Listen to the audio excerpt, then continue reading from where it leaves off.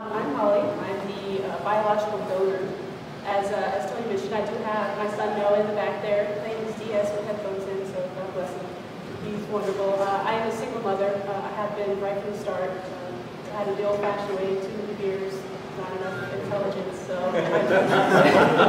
and I'm very fortunate because my son is wonderful. But my motivation was over a series of years. I considered donation very early on when I was still in my teens. I happened to see a documentary. It was just a passing clip on TV talking about how parents, mostly for medical reasons or for their age, they could not have children of their own. And the thought was, well, that's not fair. How can, get all these folks that can have children quite by accident, and then the folks that really, truly want children aren't able to have them. And I considered egg donation just very briefly, but I also knew I was too young, not mature enough. I didn't have my own children yet. So I kind of put it to the side. And it wasn't until almost 3 years ago.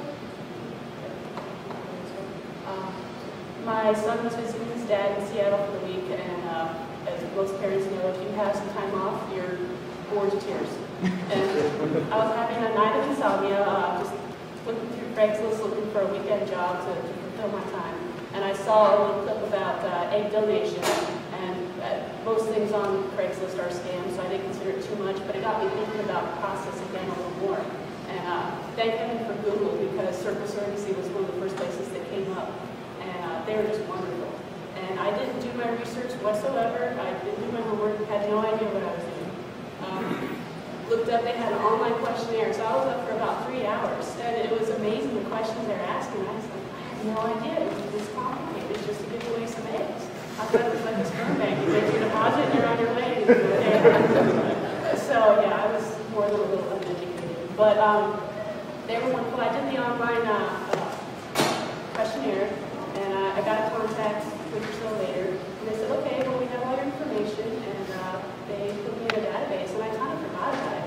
It was probably 2 or 3 months after that that I got a phone call back from a social worker saying we have a couple that would be interested in working with you. They want to have some more information. I said, sure, no problem. And they said, please keep in mind, they are a homosexual couple. Okay, and I hadn't even considered the fact that the folks that probably have the most trouble having children is because of who they are.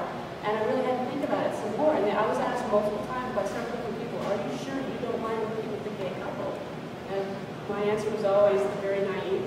Okay, sure, why not? Doesn't matter. They're folks, they deserve children as much as anybody.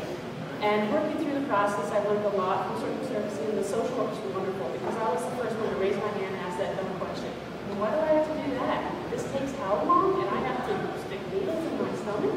But, yeah. So there was a lot of education, a lot of learning over the process. And they did a wonderful job. They asked the questions that need to be asked.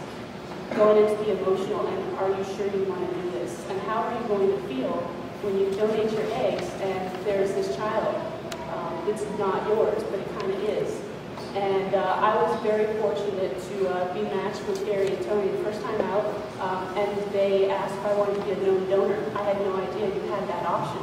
I thought it was just, you make your donation and then you walk down the street and have to look at every child with brown hair and blue eyes and wonder, is that the child related to me? And when they asked if I wanted to be a known donor, I said, oh, thank you. Yes, please, that would be great. I need to know. I'm too type A to be able to let that go and just not know. Gary and Tony, as Tony said, flew down to Jacksonville to meet me for the first time. Very nervous, of course. I've never met these two folks before. And I brought my son Noah with me, single mom. They're wonderful people, but I'm not going to pay for babysitter just in case. Definitely a trial by fire, because I figured if they can handle Noah, they can handle anything. And yep, bouncing back and forth. Beautiful hotel down on the beach, Jacksonville Beach, and my son and Gary are jumping from bed to bed, and I'm covering my eyes going, oh my gosh, they're never going to want to call me again. Fortunately, because of the wonderful people they are, we did work together, and by that evening, we'd only been together hours. And over dinner, they very formal, will you have a baby with us? And of course, I'm a little emotional too, so tears all around. The poor waitress was wondering what the heck was going on, but it started a relationship that's gone on, and I'm just so thankful to have been a part of that process, and they're a part of our family. My son Noah, earphones again, but he loves Gary and Tony. He calls Nicholas Baby Nicholas, very formal title. That's his name, Baby Nicholas, and he loves playing the big kid, and they're going to be a part of our lives for the rest of our lives, and I'm very, very thankful for that. And like I said, so the screening and matching, I have my bullets. I'll go back to my bullets now. The screening and matching process, sheer dumb luck for me, I gotta say. Going through the process, meeting those wonderful people, and I'm very, very satisfied with my decision to be a known donor. And I want to be able to have that relationship, and to be able to share my experiences. We learned more about each other just today. Probably poor Nicholas is going to have a nice little gap smile because it runs in the family. Those are the little things that come out from having that relationship and just having that conversation. And as far as the whole process for donation, like I said, I had no idea how much was involved, and you really have to be committed to the process and committed to the people, because I went through a solid month and a half of injections, self-injections, and I've never had to do that day in my life, and I had track marks from all the blood and genetic testing, and it's so worth it, but you've got to be committed. So it's worth making that check once in a while with the donor and say, how are you feeling? Are you still doing well? And Gary and Tony is wonderful. I have best friends from high school I don't talk to nearly as much, which is probably bad, especially on Facebook, but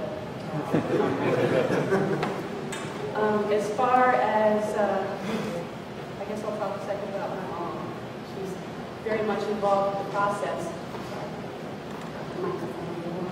My mother, she's wonderful, but she very, I'd say sheltered.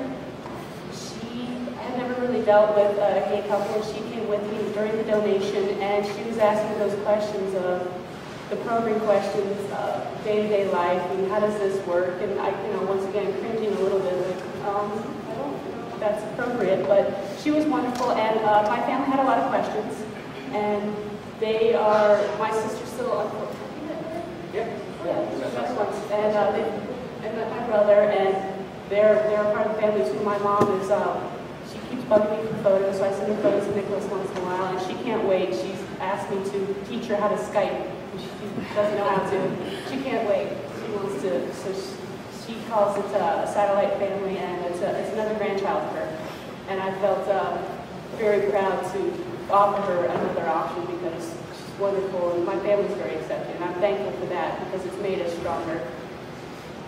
For the documentary, as we talked about, we were already in the process. We already made a commitment, handshakes, hugs, tears were exchanged. I was already committed, and Tony brought up CNN, and I had no problem with it in general, though I'm not a big fan of being in front of the camera. In my work, I actually work behind the camera more often, so that was a little bit uncomfortable, but overall, it was a little more intrusive into the process than I probably would have liked. There's still shots circling on TV of my exposed legs in the operating room during the donation, but will probably last forever, unfortunately.